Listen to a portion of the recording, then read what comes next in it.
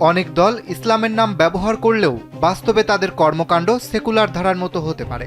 তাই ভোট দেওয়ার আগে সঠিকভাবে যাচাই করা প্রয়োজন বলে মন্তব্য করেছেন বায়তুল মোকাররম জাতীয় মসজিদের খতিব মুফতি আব্দুল মালেক। তিনি বলেন, গণভোটে হ্যাঁ বা না দুটি বিকল্প থাকায় জনগণের যে কোনোটি বেছে নেওয়ার অধিকার রয়েছে।